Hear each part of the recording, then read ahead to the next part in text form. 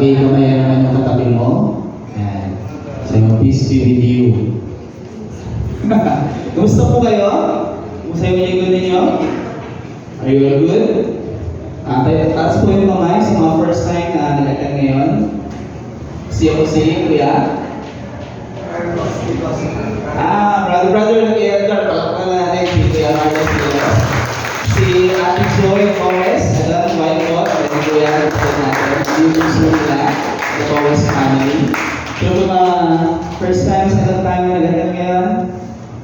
Ano name niya? Kayla. Kita welcome sa Praise Community Pampanga. Before we proceed sa ating message, we have a special junction. We do this in preparation and in charging someone or a group of people to participate in greater ministry na ginagawa ng God within our context community. So, ang ating structure sa church, meron po tayong the pastoral team, and then within the pastoral team, nandun po yung sa church natin yung healthy church, which we have the faith, which is the discipleship, hope, which is the worship, and then the love, which is the evangelism. Puno po yun ng team. And we are glad and we are blessed that in the Faith Avenue team, which is the discipleship arm of the church, we will be introducing to you a group of people that will be in charge to take care of our young people. We call them, and palakpakan natin ang Panginoon because of their life. Rex, Hazel, here. And Hazel, where are you? Hazel Villayan. Again, palakpakan natin ang Panginoon. Please be here. Before even today, they're already been working grassroots. Marami na po nangyayari sa ground, and now we'd like as a community of faith honor that and together bless them as they are going to take care of our young people for a significant time from here on. Amen ba yan? Can we do that? Can I ask the pastoral team? Okay lang sa inyo to be here also to join me and pray for these two. As Jesus said in Matthew 28, chapter 28, verses 18 to 20, ang sabi niya, "Go therefore and make disciples of all nations, baptizing them in the name of the Father, Son, and the Holy Spirit, and teaching them to obey everything I have commanded you." And sabi niya sa promise sa dulo, "And I am with you always to the very end of the age." In your context, Rex and please be here. Parang matas na kayo, hindi na nagsisimula. In your context, you are going to disciple young people. To be a healthy disciples of Jesus Christ that can be a discipling people in the next generations. Mabigat ito, hindi ito trabaho na banjing-banjing or fellowship lang. This is a molding of the heart towards loving God and loving His church. Are you ready for it? May time pa ang matas. Are you ready for it? Hazel. Ang hina, no? Palapala naman natin agad. Yes. How about you, Rex? Are you ready for this? Yes, I'm ready. Let's go. Let's go. And then also to hear the pastoral team in unison. Are we in unison, charging and trusting these two? Yes. Yes. As a community of faith, are you and will you be prayerfully supporting, loving, and reaching out to these two as they lead our young people? Yes! So I invite everyone to extend their hand as we pray for them. Let's pray for Hazel and Rex. We thank you, Lord, for the lives of Hazel and Rex as they are, Lord, now working with the young people. But above all, Lord, they submit to you the call of discipling your people here in Grace Group in Pampanga. We know, Lord, it's a vital ministry of the church to look after our young people. Hindi po ito biro, Panginoon. Some of them are still struggling with their studies. Some of them are still struggling with their love lives and their family. But salamat, Lord, for raising leaders, and si Rex and si Hazel will be helping the families of this church mold the characters of our young people towards loving you and loving the church and loving the people outside. We pray, Lord, for anointing. We pray that you guard our hearts against all the things that the enemy will call. I pray that you guard them physically, emotionally, relationally, and spiritually. Empower them, Lord, with your grace and by your grace alone. Always remind them, Lord, that they are not alone in leading the young people, but we have the entire church lovingly, prayerfully backing them up, believing and trusting the Lord, our God who called them in the first place, na inilagay mo sila, Panginoon, sa task na ito. And I pray, Lord, that as they continue to explore ways together to innovatively disciple our young people, I pray for wisdom, I pray for strength. We pray for wisdom and strength. We pray for them as well, that as they live, their characters will be molded as well. Their hearts, Lord, will be deepened upon your word and upon the call that you have set before them. Salamat, Panginoon, for their lives. And we as the church, the Grace Communion Pampanga, celebrate the lives of Hazel and Rex as they now officially in charge and leading our young people by your strength, for your glory alone. In Christ's name we pray. Amen, and amen.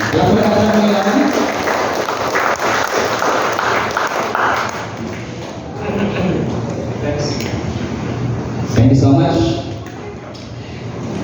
It's a blessing for me, especially that I get to do that. When I started in Pampanga and in Plaridel churches, I was that one being prayed for. You know, I was seeing another generation unfolding, leading people into a closer relationship with God. That's wonderful. Amen? That's wonderful. And it's our desire that our lives can be that, a vessel, a testament. Through our imperfections, we see the perfect grace of God operate. Amen? There was a story of a man na lagi siyang nalit. Sabi niya sa nanay niya, wala na akong ginawang tama.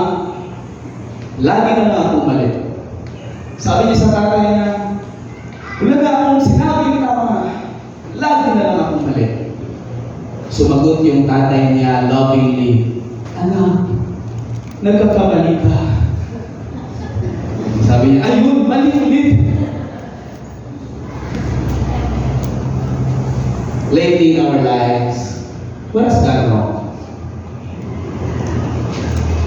And it's a bad question after all. It's a bad question after all. Because if we set down our hearts, we want to look for the silver lining, sabi ni Catriona Gray. But on the other side, silver lining is trying to justify, to admit that we ourselves cannot get through it unless the grace of God prevails. And making right things is not by our own strength. Making things right is even harder. Look around yung mundo natin. Superpowers bombing each other. Look within. We struggle with our own selves, our own identity, our own value, our own worth. Look up high. We think sometimes God is so distant because of our personal experiences. But our prayer that as we look deeper to His very word, we will realize He has made everything right. Is that the first slide? And that's our sermon. Dami sinabi ni Hazel kanina, and I thought in my mind, wow, sermon na yun. Okay na yun. Di na ako sa salita. Hazel had it all. But our prayer for today, as we deep dive deep into the very Word of God, we'll be realizing three things: identity, two, ministry, and three, fellowship. That we will value those in the context of our church: identity, ministry, and fellowship. So let's begin. This is Paul writing to the believers in Rome, and in the setting na marami silang pagkakaiba. In a setting where believers came from a background to think highly of themselves,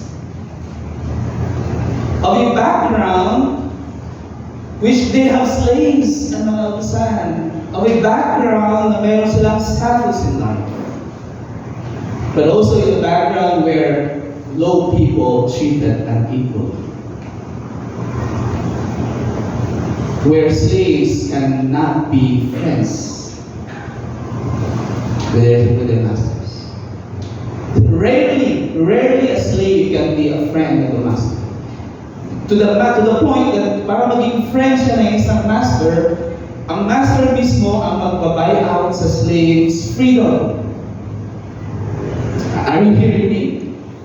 That the master has bought the freedom of a slave into a friendship. Can you hear what I'm talking about? It is the Master Jesus Christ who bought our freedom into that friendship with God. Kasi mo tayo, sabi nga we were enemies of God. So let me tell you one disturbing thing. True friendship has a cost. It has a cost. Our fellowship with God is not free after all. We sometimes think God is so accessible, God is so free to come, and therefore we take Him for granted. Pero kung titignan natin ang konteksto na ginawa ni Jesus Christ, our fellowship with God, our relationship with Him, our friendship with Him, our reconciliation has a cost, and it is the death of Jesus Christ on the Calvary. Na kailangan niyang ibaba ang kanyang crown for you and me. But in return, humanity wants to keep that crown for ourselves. The cost of your relationship and my relationship with God is the crown of Christ He left on the throne. He said, because He left that crown, because of that great love in John 3:16, which the sermon last week, because of that suffering on the cross, that you should be dying and not Him, because of what He has done, in ang context ni Paul, because of the great mercy and grace of God, I appeal to you. Sabi ni Apostle Paul, therefore, since we have been made right in God's sight by faith, we have peace with God because of what Jesus Christ our Lord has done for us. Sa konteksto ng meron silang personal conflict within this time, and if you put that in our context ngayong panahon, no? The war, Iran, and if you put that in the context of our own family, marami din tayong mga kisa na siko. If you put that in the context of our church, where do we draw the line when we say we are experiencing the grace? And Paul is very clear. Hindi niya sinabi, para maging right kayo sa God, kailangan niyo muna mag-ayos. No? Because Paul recognized na hindi natin yung kaya on our own. So sabi niya, inuna na yun ni Jesus Christ. Dahil inuna na yun, let's read that book in verse 1. Sabi niya, therefore, since we have been made right in God's sight, we have been made right. Sino ang gumawa niyan?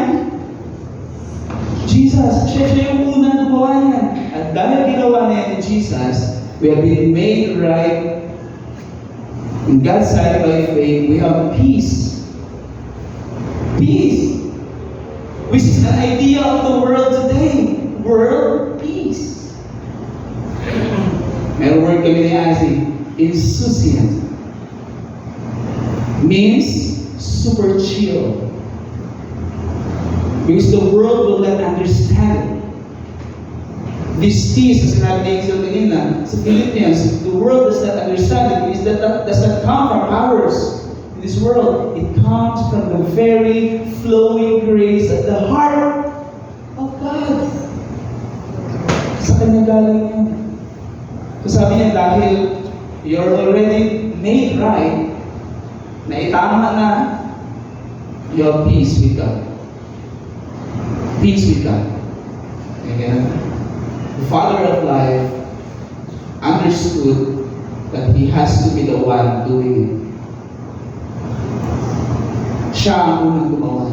This is the beauty of our teaching in Grace Communion International and other churches. That is always a God-initiated ministry. Galing yan. Lahat yun ay nag-overflow sa puso ng Panginoon. And because He is the Prince of Peace, Isaiah,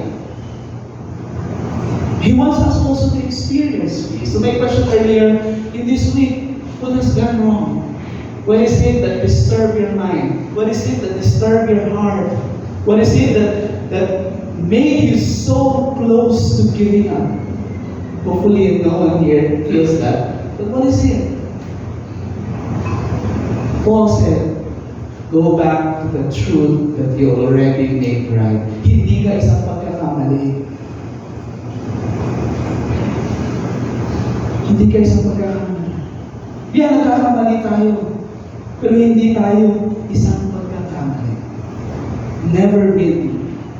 Because God is always at work in full control of our lives. We mess up. We crumble. We fall, we complain, we cry,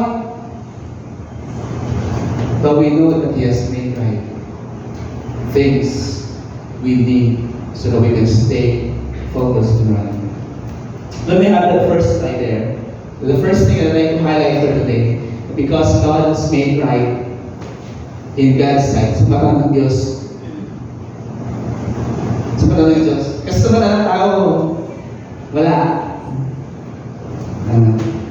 Lagi naman, classic yun eh. Sabi ni Juan, wala tayong magkakaiba. Sabi niya kay Pedro. Sabi ni Pedro, sabi mo yun. Sabi mo yun. Kasi people tend to be looking at us based on meron silang sariling broken kapasihan.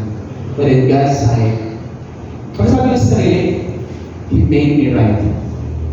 Come on, tell yourself, He made me right in Christ Jesus.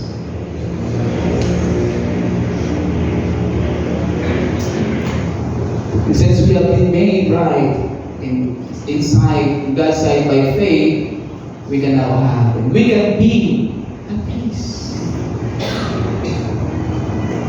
We can be insouciant. We can take that path forward. We can look and now confidently and joyfully look forward sa mga bagay na idadagdag, gagawin at mag-unfold sa buhay natin. And when those things happen, we're ready. But if we don't have that peace, we will miss it out even if it's happening right in front of our eyes. Bakit? Our minds are away from the cross. Kasi minsan dumaan na, no? Hindi ko nakita yan, ha? Things that are to be celebrated, things that are to be kept in memory, but dumaan na lang. And we ask ourselves, bakit? Because we're too busy, sabi ni Greg Williams, we're too busy on the things that don't matter. Kaya sabi ni Apostle Paul, balik ka muna sa identity mo. That you are made right. And everything that happens, even if it's seemingly they're not right, hindi yun ang i-apekto. Because you know who you are in Christ. You know the value of the cross. You know the power of the redemptive grace of Jesus Christ. That you are not a mistake. That you are not wrong. Let's continue. That firstly, sabi niya, continue the first thing. We can rejoice too. We can rejoice too. Sabi niya, when we run into problems and trials, for we know that they help us develop endurance. And endurance develops strength of character. And character strengthens our confident hope of salvation. Diba? Daming sunod-sunod yung Apostle Paul. Bakit? Why did Paul wrote that? Why did Paul write that way?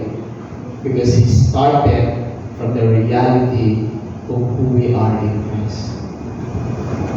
Okay? Nakakalakad ng tayo ng direksyon, ng may pananampalataya, ng may clarity, hindi dahil sa sarili nating lakas, kundi dahil sa ginawa ni Kristo sa atin.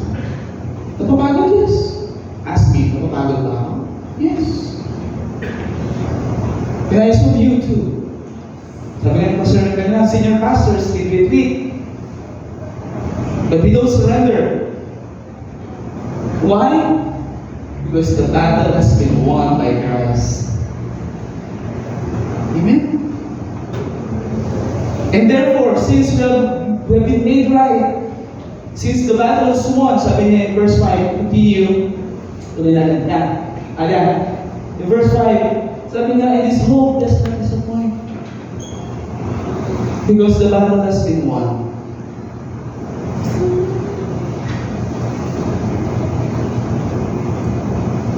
And I like to highlight that it is hope that does not lead to disappointment. Because we know that God loves us.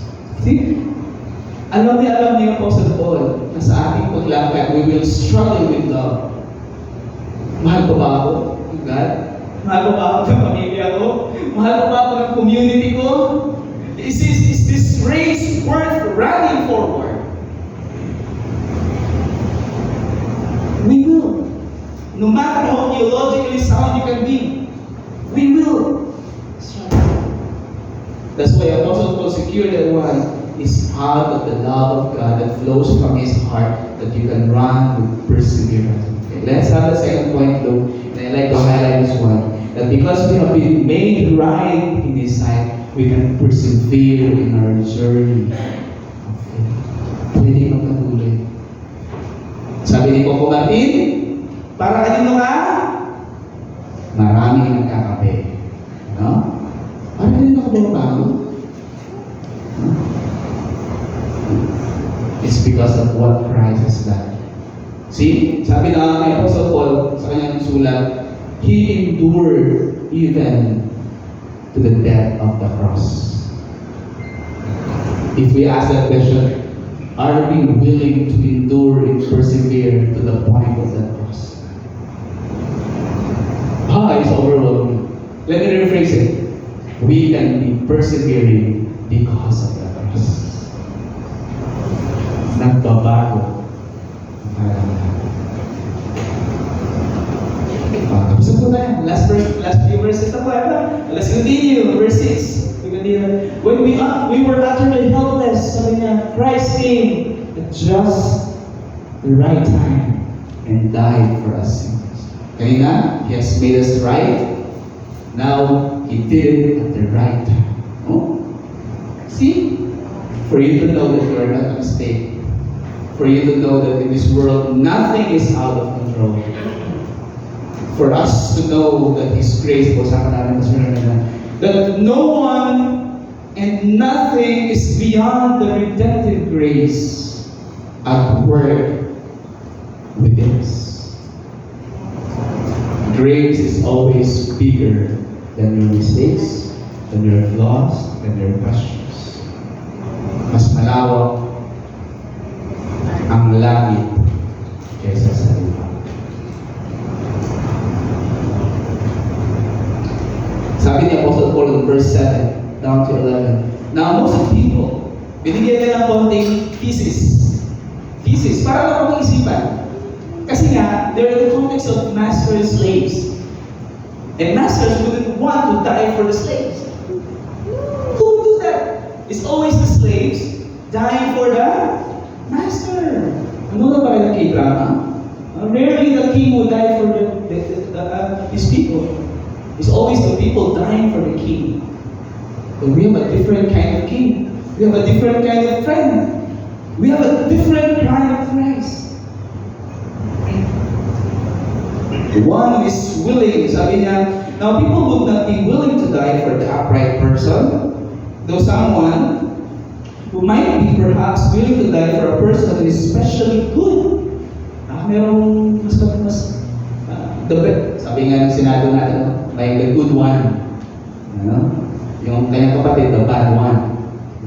Would be willing to die for them. Pero sabi ni Apostle Paul in verse 8, listen to this. But,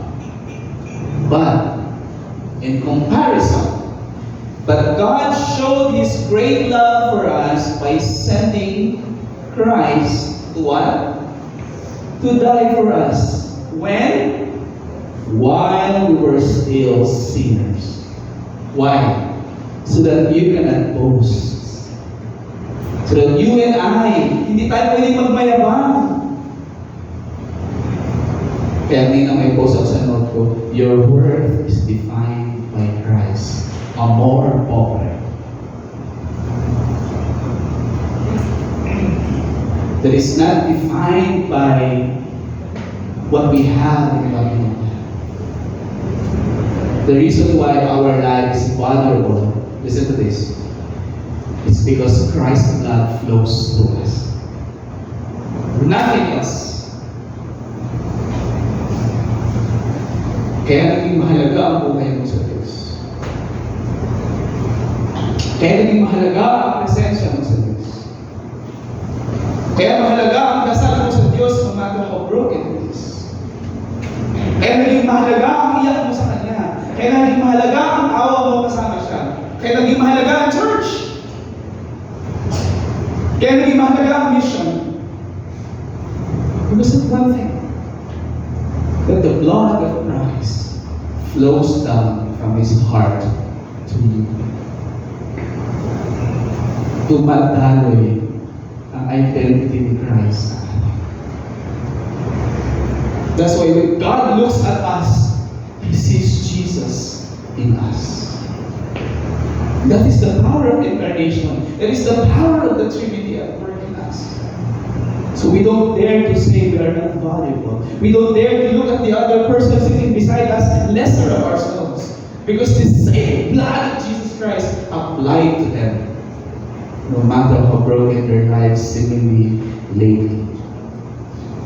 In verse 9, sabi niya, since we have been made right, inulit niya, since we have been made right in God's sight by the blood of Christ, He will certainly save us from God's condemnation. Yung kanta ni Hazel, kanina yan. The Father's wrath completely satisfied, Jesus' name. Yun na yung sasangkit natin. Salamat Lord. Salamat. In verse 10, for since our friendship with God was restored by the death of His Son while we were still His enemies, we will certainly, no doubt, very pure, nothing can change, no one can move, certainly, ang sabi niya, be saved through the life of His Son. Salvation is not something that God gives and God withdraws. Salvation is imparted through the blood of the Son. So He concluded. So now, inulit niya. Sinabi niya sa verse 3, so now we can rejoice. Nulit-ulit yan. Because we keep forgetting to rejoice. We keep forgetting to celebrate. We keep forgetting to be in gratitude of what Christ has done.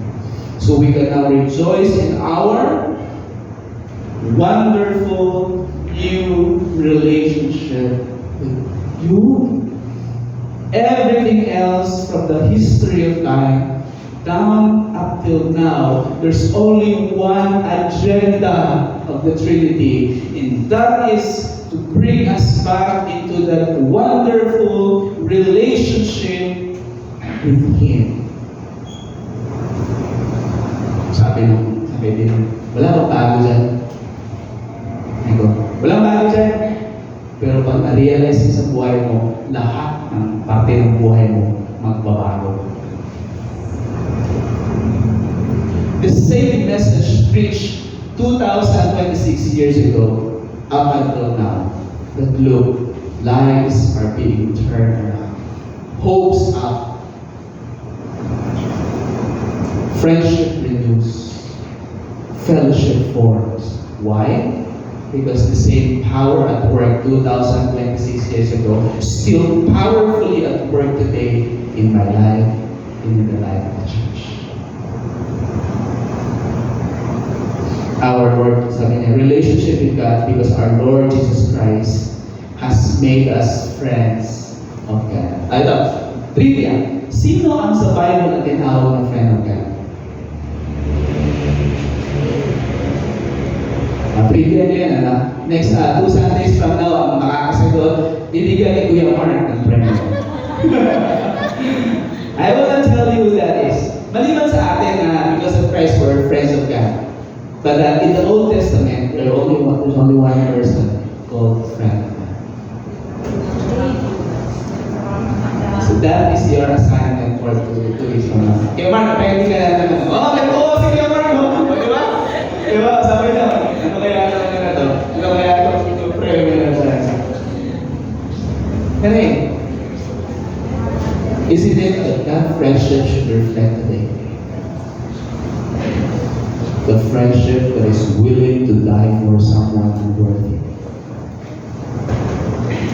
Isn't it na yung friendship na yun supposed to be seen and experienced today? Willing to embrace the unembraceable. Hey, isn't it that friendship should be practiced today? Amen. And it's hard. I'm telling you it's hard. But let me give you the third point.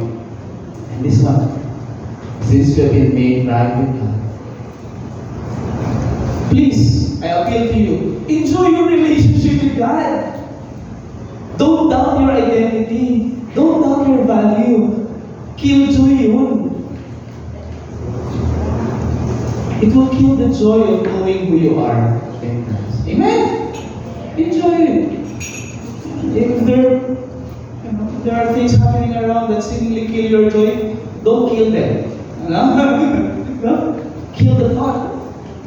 And enjoy that wonderful relationship with God. May halaga ka, may value ka, and Christ came and died for you. Imagine mo yun. Ganun kalaki ang value. You're worth more than gold.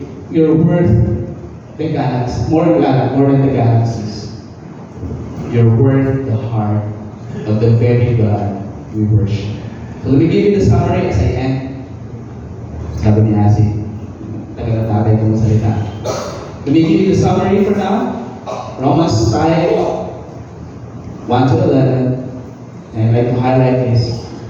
Look, we were made right by faith and through the blood of Christ, so that we can walk in peace, persevere in our calling, and enjoy our wonderful relationship with the triune. Pwede tayong maging insouciant to chill in terms of our identity and our participation in the ministry. Let's pray together. Salamat, Lord, for a reminder today Thank you for who you are and what you've done on that cross. Because you have made right by embracing the death for us. Now we can walk freely because the Son has freed us from the bondage of sin, from the bondage of slavery. Now we can walk with perseverance, knowing that the cross is there and the battle is won already. Natapos na. We can look to that cross with confidence and faith that everything else will be made right, especially the things that we feel so wrong today. And lastly, Lord, thank you for reminding us of the most important agenda you want. It was established through Jesus Christ. It is to restore us into that wonderful relationship with the triune God, into that wonderful friendship with God. Na pwede kaming lumapit, pwede kaming makipag-usap, pwede kaming makinig. Salamat, Lord, that you are indeed both a powerful and personal God. Na hindi lang kami nagsasamba ng someone just far away from us in the heavens. But we are worshiping the God who lives in us through the Holy Spirit. Salamat, Lord. We're grateful for that wonderful friendship that we have in Christ. And we pray, Lord, that you steady our hearts.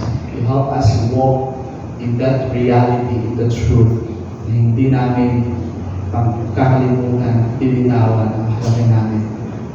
We've seen that in the very life of your Son, Jesus Christ. Bless this church, Lord, as a pastoral prayer for all. And I pray, wherever they are in their journey of faith, Lord, comfort their hearts. Convict their spirit. Conform them to your very own image. And charge them to participate in the ministry, both here and outside this place. This is our prayer in Jesus' name, our Lord. Amen and amen.